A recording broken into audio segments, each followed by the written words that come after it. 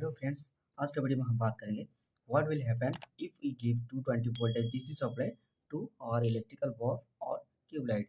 जो हमारा घर में इलेक्ट्रिकल बल्ब रहता है और जो ट्यूबलाइट रहता है वो मेनली हमारा एसी सप्लाई में रन होता है। लेकिन अगर हम उस एसी सप्लाई के बदले डीसी सप्लाई दे देंगे तो उसके साथ क्या होगा, ये एक सवाल आपका दिमाग में भी कभी ना कभी आया होगा। तो इस सवाल का आंसर क्या होता है, चलिए पढ़ते हैं। ठीक है, मेनली जो हमारा घर में जो बल्ब हो सकता है और ट्यूबलाइट हो सकता है वो एक्चुअली इसी टाइप से डिज़ाइन किया है कि जहाँ की वहाँ पर हाई इम्पीडेंस और लो रेजिस्टेंस होता है।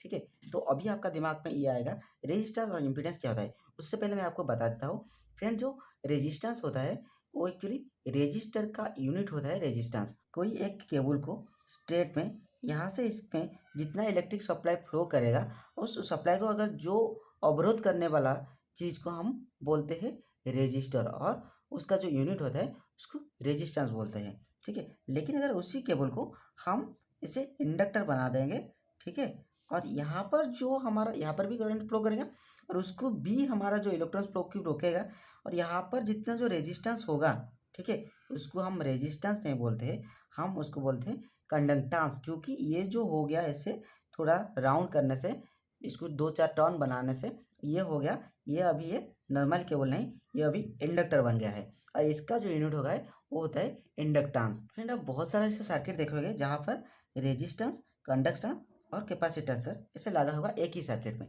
ठीक है, तो ये सर्किट में क्या होगा, इसका यूनिट रेजिस्टेंस हो जाएगा, इसका यूनिट क्या होगा कंडक्टेंस, और इसका कैपेसिटेंस। लेकिन ये जो तीनों को मिला देंगे तभी इसका यूनिट क्या होगा, तभी इसका यूनिट हो जाएगा हमारा इम्पीडेंस। ठीक है, तो मेनली डीसी में हमारा रेजिस्टेंस रहता है और जो एसी होता है, एसी में हमारा क्या रहता है, इम्पीडेंस रहता है। ठीक है, जैसे कि जो हमारा घर में जो वॉल्व रहता है उसमें जो फिलामेंट रहता है वो भी क्या होता है ना, एक इस टाइप का रहता है फिलामेंट, आपने देखा होगा। यहाँ पर क्या होगा, इसका दो वैल्यू काम करेगा। एक तो इस जो केबल है, इस केबल का अंदर किसी कुछ रेजिस्टेंस रहेगा, और ये वो इंडक्टर हो गया। ठीक है, और इंडक्टर मतलब ये इंडक्टेंस में काम देगा। तो ये दोनों एक से मिल गया है, तो यहाँ पर इस जो ये जो क्या है ना, ये जो फिलामेंट को बनाया गया है, जो डिजाइन किया है वहाँ पर ही बना दिया गया है कि ये क्या होगा ना, high impedance and low resistance के लिए होगा। तो एसी में तो हमारा इम्पीडेंस होगा, अगर हम इसको डीसी में ले जाएंगे तो डीसी का हमारा फार्मूला क्या होता है, R इक्वल टू V/I। ये फार्मूला आपको पता होगा जो ओम्स लॉ में है। तो इसी केस में क्या होगा, जैसे कि ये लो रेजिस्टेंस हो गया, मतलब रेजिस्टेंस लो हो जाएगा, और वोल्टेज तो हमारा फिक्स है 220 वोल्ट।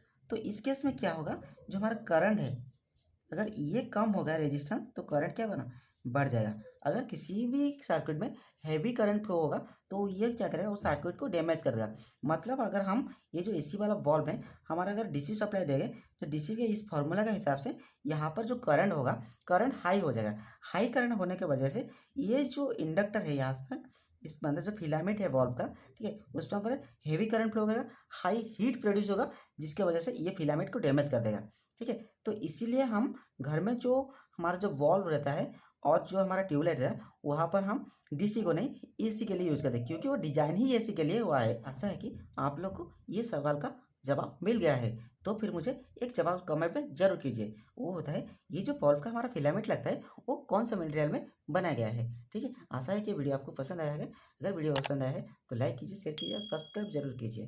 Thank you.